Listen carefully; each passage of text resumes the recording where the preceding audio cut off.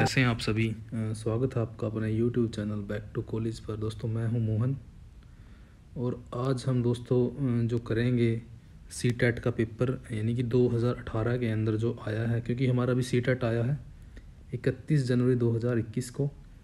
तो इसके लिए जो दिसंबर 2018 में पेपर हुआ था एसएस का, तो वो मैं लेके आया हूँ ताकि क्योंकि सी टेट में क्या होता है कि हर बार रिपीट होते हैं क्वेश्चन। जैसे अब ये लाइफ टाइम कर दिया गया है, थोड़ा सा लेवल अब की बार बढ़ सकता है, तो आप थोड़ा डीप थोड़ा पढ़ के जाएं। लेकिन होता क्या है कि सी टेट के अंदर हम यूपी टेट सी टेट के जितने भी क्वेश्चन पेपर हुए हैं, अगर इनको हम अच्छे से पढ़ लेते हैं तो 40 से 50 क्वेश्चन हमारे सेम हमें वही मिलते हैं। तो हम स्टार्ट करते हैं 31 से। यहाँ पे जो एसएस का पोर्शन स्टार्ट होता है 31 से लेके, और ये रहता है 90 के आसपास तक मेरे ख्याल से ये रहेगा, यानी कि 60 क्वेश्चन ये रहते हैं एसएस के। तो हम ये देखेंगे। जैसे कि हम स्टार्ट करते हैं, स्थल का एक संकरा भाग जो दो बड़े स्थलीय भागों को एक दूसरे से जोड़ता है, तो उसे क्या कहते हैं। तो ऑप्शन एक बार आप देखिए, इसे हम बोलते हैं स्थल संधि। क्या बोलते हैं? स्थल संधि इसको बोलते हैं। निम्नलिखित में से कौन सा महाद्वीप आकार में सबसे छोटा है? तो जो सबसे छोटा है, इसमें सबसे छोटे की ये बात कर रहा है, तो ये है 4 नंबर पे ऑस्ट्रेलिया जो है सबसे छोटा महाद्वीप यहाँ पे पड़ता है। और 33 देखिए, उच्च प्राथमिकता स्तर पर जो समाजी विज्ञान में शामिल है, यानी कि जो उच्च प्राथमिक स्तर है उसमें जो समाजी विज्ञान के अंदर क्या क्या आता है। जैसे कि अब हमने एस्टेट दिया तो उसके अंदर क्या क्या चीज़ें पूछी गई थी, तो इतिहास भी था उसके अंदर, भूगोल भी था, अर्थशास्त्र भी था, समाजशास्त्र भी था। तो एक इसका राइट आंसर है। आगमनात्मक अधिगम निम्नलिखित में से किस विधा का विरोधाभासी है? जो आगमनात्मक अधिगम होता है विशेष से सामान्य की ओर, जिसको हम बोलते हैं, तो वो कौन सी विधा का क्या है?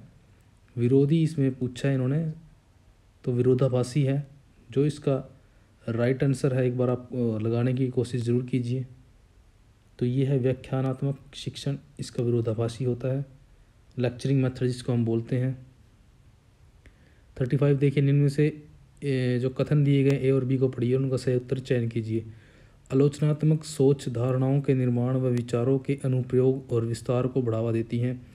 यह दूसरों के तर्कों और विश्वासों को समझने और मूल्यांकन करने में मदद नहीं करती। तो इसमें हमने दोनों को देखना है, ये सही है या नहीं है।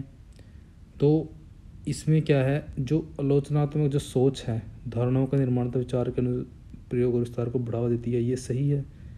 और ये जो बी है, तर्क और मूल्यांकन में करने में मदद नहीं करती, तो ये गलत दिया गया है। ए सत्य है, बी असत्य है। अनुभवजन्य साक्ष्य क्या है? जो अनुभवजन्य साक्ष्य क्या है, तो आप एक बार इसके ऑप्शन देखिए। जो इसका राइट आंसर दिया गया है वो है 4, इंद्रियों के माध्यम से वास्तविक दुनिया में एकत्रित आंकड़े। तो इंद्रियों के माध्यम से, इंद्रिय हमें पता है कि हमारी 5 हैं, तो उनके माध्यम से जो वास्तविक जो आंकड़े एकत्रित किए जाते हैं, उनको यहाँ पे ये क्या बोल रहे हैं? अनुभवजन्य साक्ष्य, यानी कि अनुभव से जो हमें प्राप्त होते हैं। तो अनुभव इंद्रियों के द्वारा ही होता है हमें। भौतिक विशेषताओं के मॉडल, यानी कि प्रकृतियाँ डैश शिक्षा के लिए सबसे अधिक उपयुक्त है। तो कौन सी सबसे अधिक उपयुक्त है? तो ये है भूगोल, भूगोलिक विशेषताओं के मॉडल। तो भूगोल के अंदर ही भौतिक विशेषताएं आती हैं हमारी, यानी कि भूगोलिक क्षेत्र वगैरह भूगोल के अंदर पढ़ाया जाता है। स्थानीय समाचार पत्र से मौसम की जानकारी का संग्रह किस प्रकार का स्रोत है? जो स्थानीय समाचार पत्र होता है उससे हम मौसम की जो जानकारी प्राप्त करते हैं, तो वो किस टाइप का स्रोत है? प्राथमिक है, द्वितीयक है, तृतीयक है? तो ये हमें इसके बारे में हमें पता ही है कि यह होता है प्राथमिक स्रोत, क्योंकि इसके अंदर जो छप के आता है वो स्टीक होता है जानकारी। 39 देखिए, सीखने की अक्षमता वाले शिक्षार्थी किस प्रकार की कक्षा में अन्य छात्रों के साथ सीखते हैं? तो जो ये नया पैटर्न अब सरकार लेके आई है, तो इसको जो बोलते हैं समावेशी शिक्षा, इसको बोलते हैं, याद रखना है आपने। निम्नलिखित में से सिद्धांत किसने दिया है? सभी बच्चे विकास के समान अनुक्रम से गुजरते हैं, लेकिन विभिन्न दरों से, इसलिए शिक्षक को पूरी तरह से कक्षा के लिए नहीं बल्कि व्यक्तिगत बच्चों और छोटे समूहों के लिए गतिविधियों की योजना बनानी चाहिए।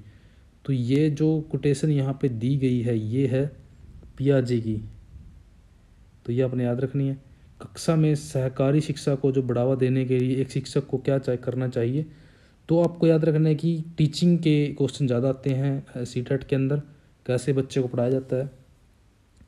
तो इसमें जो ये कह रहा है कि कक्षा में सहकारी शिक्षा को बढ़ावा देने के लिए शिक्षक को चाहिए उन्हें व्यक्तिगत परियोजनाएं दे, काम के लिए उन्हें छोटे समूह में विभाजित करे, परियोजनाओं को करने के लिए उन्हें विभिन्न स्रोत प्रदान करे। तो ये नहीं है, छात्रों को बहस और चर्चाओं में लगाए।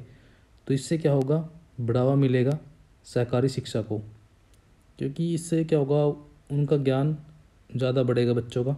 जब भी हम डिस्कशन करते हैं तो वो चीज़ें हमें लंबे टाइम तक याद रहती हैं। तो ये आप खुद करके देख लीजिए डिस्कशन, तो आपको पता लग जाएगा इसके बारे में। एक आत्मनिर्देशित आत्म अनुशासित सोच जो एक उचित तरीके से गुणवत्ता के उच्चतम स्तर पर तर्क करने का प्रयास होता है, उसे क्या कहते हैं। तो आप ऑप्शन देखिए एक बार। तो जो आत्मनिर्देशित होती है और आत्म अनुशासित सोच जो उच्च तरीके गुणवत्ता होती है उसके अंदर, तो वो क्या होती है, आलोचना के द्वारा, यानी कि आलोचनात्मक सोच होती है। यानी कि जो ये जिस टाइप की सोच की बात कर रहा है, यानी कि यहाँ पे क्या होता है कि बच्चा आलोचना करता है, यानी कि चीज़ों को आपस में कंपैरिजन करता है, तब जाके इस स्तर तक वो पहुँचता है। तो इसको आलोचनात्मक सोच बोलते हैं। अजंता गुफा चित्रों में इस्तेमाल किए गए रंग निम्नलिखित में से किस सामग्री से प्राप्त किए गए हैं। तो कौन सी सामग्री थी जो अजंता के चित्रों में यूज़ हुई थी, तो यह थी पौधे और खनिज की जो सामग्री थी, यानी कि इन्होंने रंग वगैरह यूज़ किया था। तो पौधों और खनिज इंपॉर्टेंट क्वेश्चन है ये।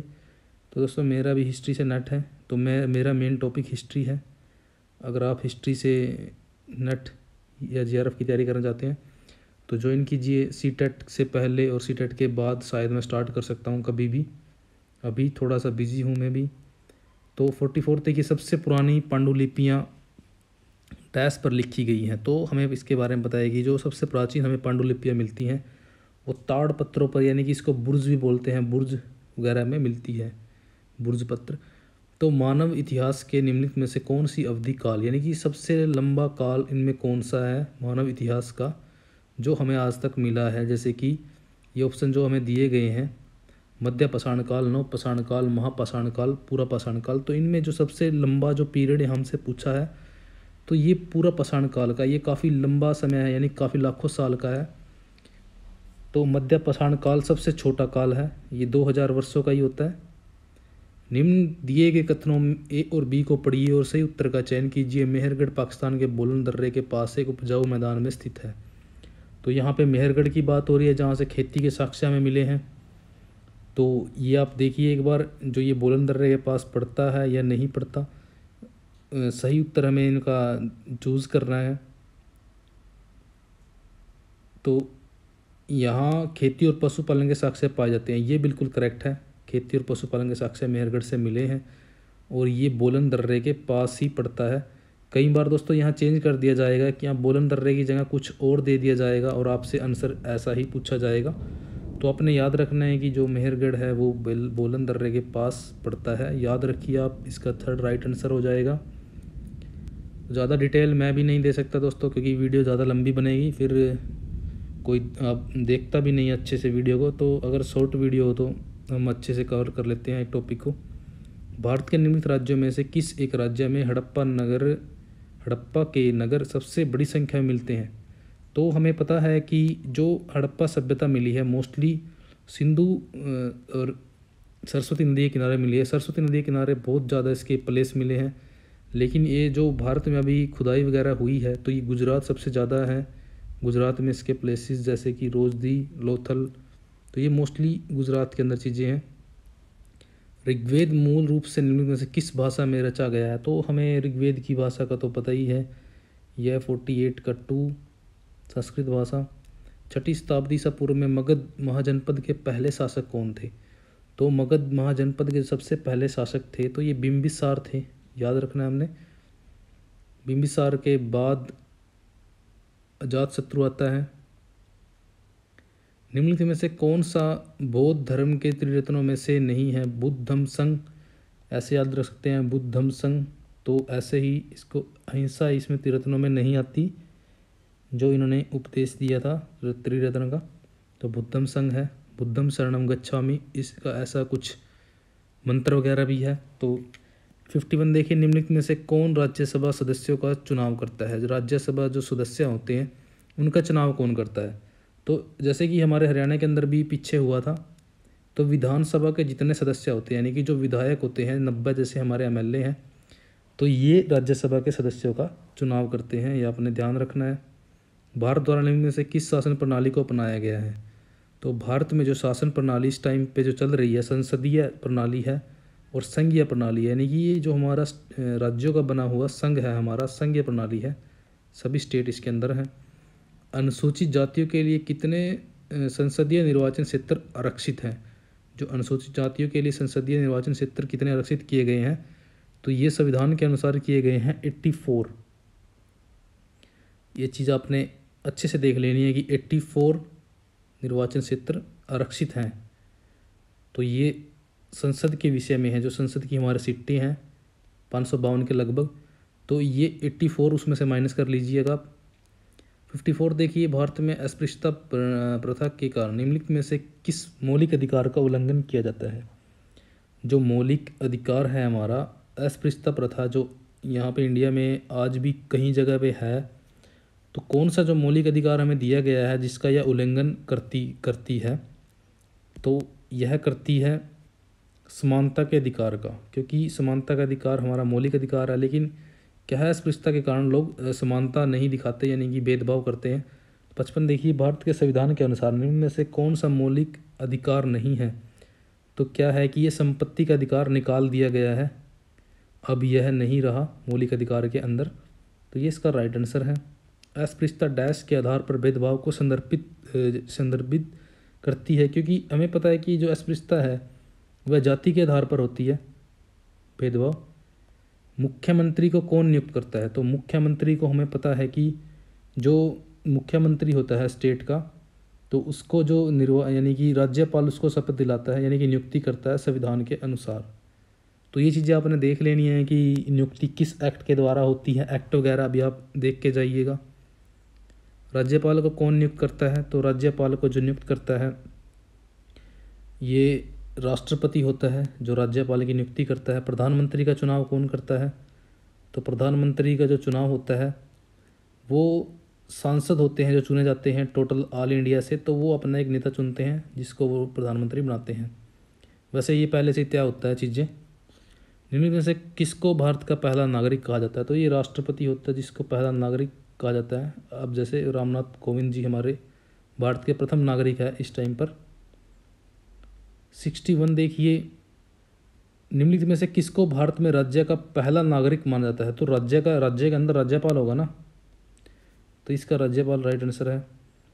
वर्तमान लोकसभा 2014 के बाद, अभी वर्तमान में 2014 की ये पेपर हुआ तो 2014 में लोकसभा चल रही थी उस टाइम पे, तो वो जो थी वो उस टाइम पे यानी कि 2014 के बाद जो लोकसभा जो यानी यहाँ वर्तमान लोकसभा 2014 के बाद यहाँ पे बात कर रहा है, तो ये 16वीं थी उस टाइम पे, तो अभी 17वीं चल रही है 2019 के बाद। भारत के वर्तमान राष्ट्रपति कौन हैं। तो इनमें रामनाथ कोविंद जी हमारे राष्ट्रपति हैं। वर्तमान लोकसभा 2014 के बाद, सॉरी दोस्तों, इसमें इन्होंने 2014 के बाद की बात की है, 16वीं ही चल रही है इस टाइम पे, 16वीं ही चलेगी। अभी भी प्रेजेंट में 16वीं है। हरियाणा के अंदर 14वीं है, 16वीं इस टाइम पे चल रही है। मैंने बाद में ध्यान दी ये चीज़। 2014 में 15वीं थी। तो 64 देखते हैं। भारत के संविधान में निम्नलिखित में से किसका उल्लेख नहीं किया गया है। जो भारत का संविधान है, इन चार ऑप्शंस में से उसका कौन सी चीज़ का उल्लेख नहीं है। तो जो सरकार के ढांचे का उल्लेख है उसके अंदर नागरिकों के अधिकार का भी है, राज्य और केंद्र जो शासित प्रदेश हैं उनका भी नाम संविधान के अंदर मिलता है, लेकिन राजनीतिक दलों का नाम संविधान में नहीं है। ये इसका आंसर है, यही गलत है इसके अंदर। राज्यसभा के सदस्यों को कौन नामित करता है। तो राज्यसभा के जो सदस्य होते हैं तो उनको नामित करता है राष्ट्रपति। राज्यसभा के सदस्यों को नामित करता है राष्ट्रपति। तो ये करता है 12 सदस्यों को नामित कर सकता है राज्यसभा के अंदर, और लोकसभा के अंदर ये 2 को कर सकता है नामित। तो ये आपने ध्यान रखना है।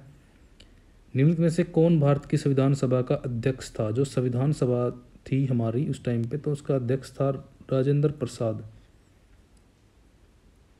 और जो प्रारूप समिति के अध्यक्ष थे वो थे अंबेडकर जी। 67 देखिए, निम्न में से कौन भारत का एकमात्र भारतीय गवर्नर जनरल था? भारत के जो अकेले जो गवर्नर जनरल बने हैं वो थे राजा गोपालाचारी। उसके बाद माउंटबेटन होते हैं, वो लास्ट के ही होते हैं। भारत का संविधान कब अपनाया गया? तो ये अपनाया गया था 26 जनवरी 1950 को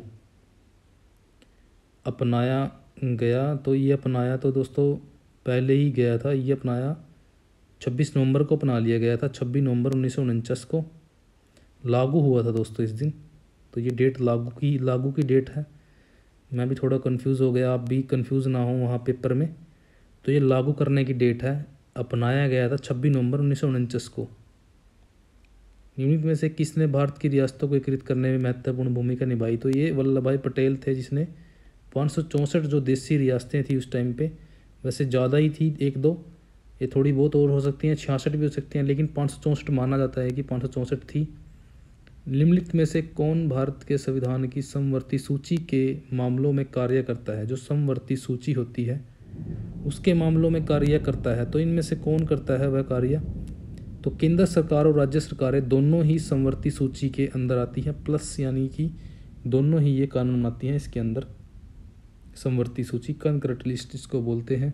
71 देखिए, निम्नलिखित में से कौन भारत की संविधान सभा में मसौदा समिति के अध्यक्ष थे? यानी कि मसौदा जिसको बोलते हैं उस समिति के अध्यक्ष, यानी कि प्रारूप भी मसौदे को बोला गया है। तो ये डॉक्टर अंबेडकर जी थे। 18वीं सदी के किसके नेतृत्व में बंगाल धीरे धीरे मुगल नियंत्रण से अलग हो गया? तो 18वीं सदी ये थोड़ा इम्पोर्टेंट है। 18वीं सदी में मुर्शिद कुली खान का शासन वहाँ पे, यानी कि ये वहाँ पे मुग़ल गवर्नर था औरंगज़ेब के टाइम में। लेकिन क्या होता है कि ये वहाँ से बाद में यानी कि स्वतंत्र अपना शासन ये स्थापित कर लेता है बाद में। तो ये मुर्शिद कुली खान था। निम्नलिखित में से किस गवर्नर जनरल ने फैसला किया कि बहादुर शाह जफर आखिरी मुग़ल सम्राट होंगे और उनकी मृत्यु के बाद किसी भी वंशज को क्या है शासक के रूप में पहचाना नहीं जाएगा? तो ये बहुत ज़्यादा इंपॉर्टेंट क्वेश्चन है दोस्तों मेरी नज़रिए से। तो ये लॉर्ड कैनिंग थे। काफ़ी ज़्यादा इंपॉर्टेंट क्वेश्चन है जो हमने याद रखना है। किस गवर्नर जनरल ने घोषित किया कि अवध पर गलत तरीके से शासन किया जा रहा है और उचित प्रशासन सुनिश्चित करने के लिए ब्रिटिश शासन की आवश्यकता थी? तो ये सूचित करने वाला कौन सा गवर्नर था? यानी कि यह था लॉर्ड डलहौजी, जिसने अवध के ऊपर कहा था कि गलत तरीके से शासन चलाया जा रहा है। ये अवध का अधिग्रहण कर लेता है 1856 में। तो दोस्तों मेरा मेन सब्जेक्ट हिस्ट्री है, नेट की तैयारी के लिए मेन मेरा फोकस है चैनल के ऊपर। कानपुर के किस शासक को खुद को पेशवा कहा है? जो कानपुर का शासक था उसने खुद को पेशवा कहा है। तो वह जो था वह था नाना साहेब पेशवा। अंतिम थे ये 1857 के टाइम। कारखाने के विषय में जो पढ़ने के लिए सबसे उपयोगी विधि होगी, जो कारखानों के बारे में अगर पढ़ना है तो उसकी उपयोगी विधि कौन सी होगी? किसी औद्योगिक कारखाने की क्या है यात्रा आयोजित की जाए। तो ये बच्चों को सिखाने का सबसे अच्छा तरीका है। मेन चीज़ फोकस दोस्तों सीटेट का टीचिंग पे रहता है, तो आप टीचिंग जरूर करिए, अच्छे से समझिए कि क्या हो जाता। एजुसेट से क्या अभिप्राय है? तो एजुसेट क्या है? यह एक मानव निर्मित क्या है भारतीय उपग्रह है जिसके द्वारा यानी कि टीचिंग कराई जाती है। ब्रॉडकास्ट लाइव यहाँ पे चलता है टीवी के ऊपर। तो ये एजुसेट के बारे में। पंचवाणी और बीजक, निम्नलिखित में से किस महान हस्ती के छंद और विचारों को संरक्षित किया गया है? तो हमें बीजक का तो पता ही है, कबीर है। तो पंचवाणी भी इन्हीं की ही थी, ये हमने याद रखनी है। एलोरा की गुफा का भित्ति चित्र जिसमें विष्णु को नरसिंह अर्थात पुरुष सिंह के रूप में दिखाया गया है, किस काल की कृति है? जो एलोरा की गुफा है वो हमें पता है कि किसके टाइम पे बनी थी, काफ़ी इंपॉर्टेंट चीज़ है। राष्ट्रकूट वंश के टाइम में ये बनी थी, राष्ट्रकूट काल इसका आंसर है। निम्नलिखित में से कौन सा संगठन उपनिषद में क्या है, आस्था रखता है? जो उपनिषदों के अंदर आस्था रखता है तो वो इनके अंदर से अपने ऑप्शन को छांटना है। तो यह था ब्रह्म समाज जो उपनिषदों के अंदर आस्था रखता है। तो यहाँ एक चीज़ और क्लियर हो जाती है, ये भी आस्था नहीं रखते थे वेदों में या उपनिषदों के अंदर। सेवा समाज भी उपनिषदों में नहीं रखता था आस्था, तो ये भी नहीं रखता था आस्था। सत्यशोधक समाज जो आस्था रखता था वो था ब्रह्म समाज। तो ये भी तीनों अपने ध्यान रखने हैं। साथ के साथ वात दिग्दर्शी का प्रयोग क्या मापने के लिए किया जाता है? तो वात जो दिग्दर्शी नामक जो यंत्र है उसका किस चीज़ में यूज़ होता है? तो ये जो वात दिग्दर्शी है ये होता है यूज़ वायु की दिशा मापने के लिए। 81 का राइट आंसर 2। तो वायुमंडल की निम्नलिखित में से कौन सी जो परत है रेडियो तरंगों के संचरण में मदद करती है? तो जो यह कार्य करती है वह है बाह्य वायुमंडल। क्या करती है? रेडियो तरंगों को चादर यानी कि संचरण में मदद करती है ये बाह्य वायुमंडल। पृथ्वी की विभिन्न परतों को क्रम में आंतरिक से बाह्यतम परत तक क्या करना है? पहचानना है। तो सबसे फर्स्ट कौन सी आएगी, सेकंड पे कौन सी आएगी, थर्ड पे कौन सी आएगी? तो ये हमने चीज़ यहाँ देखनी है। पहले आती है आंतरिक क्रोड जो अंदर की तरफ होती है यहाँ से ये वाली, फिर बाहरी क्रोड, फिर मेटल, फिर परपटी। तो इनको ये बोलते हैं। दिए गए आरेख में जो सूर्य, पृथ्वी और चंद्रमा की स्थिति को ध्यान से देखिए और बताइए कि यह क्या प्रदर्शित करता है। तो जो इसमें जो संबंध बन रहा है आप एक बार वो संबंध देखिए कि कौन सा कहाँ पे जो है। तो इससे क्या होगा, जो चंद्रमा और ये जो सूर्य की जो स्थिति है यहाँ दिखाई गई है, तो इससे क्या होगा, इससे लघु ज्वार भाटा की स्थिति बनेगी। ज्वार भाटा इससे आएगा। तो मेरा भी साइंस में थोड़ा दिक्कत है दोस्तों, तो आप साइंस को अपने तरीके से पढ़ के जाइएगा। 85 देखिए, जब नदी मैदान में प्रवेश करती है और मुड़ जाती है और बड़े मोड़ बनाकर बहती है, यानी कि बड़े मोड़ बन जाते हैं, यानी जब वो पहाड़ से उतरी और बड़े बड़े उसने क्या हो गया, मोड़ बन गया ऐसे, तो ऐसे वो बहती है चौड़ेपन में, तो उस मोड़ को क्या बोल लेंगे? तो यहाँ पे यही क्वेश्चन हमसे किया गया, तो उसको बोलते हैं विसर्प टर्म है, ये आपने याद रखनी है। अधिकांश दुर्गम क्षेत्रों में और आपदाओं के समय लोगों को बचाने और भोजन, जल, कपड़े एवं दवाओं को वितरित करने के लिए यातायात का कौन सा साधन बेहद उपयोगी है? तो सबसे जो उपयोगी हमें पता है, इनमें सबसे ज़्यादा जो मोस्टली वायु मार्ग उस टाइम पे सही रहता है आपदाओं के टाइम में, क्योंकि जल मार्ग ज़रूरी नहीं है कि हर जगह जल मार्ग हो, यानी कि जहाँ आपदा है वहाँ की समुद्र ही हो या नदी हो, और सड़क मार्ग तो टूटी जाती है। जैसे कि कोई आपदा आ जाएगी, रेल मार्ग भी सारा ख़त्म हो जाता है आपदा आने पे। तो वायु मार्ग आंसर है इसका। भूगोल की वह शाखा जो विशिष्ट मानव जनसंख्या की संरचना के विषय से संबंधित है कहलाती है। तो भूगोल की वो कौन सी शाखा है जो विशिष्ट मानव जनसंख्या की संरचना के विषय से संबंधित है? तो यह है जनसांख्यिकी, जो जनसंख्या की संरचना के विषय से संबंधित है। जनसांख्यिकी हमें समझ सकते हैं कि ये जनसंख्या से संबंधित है।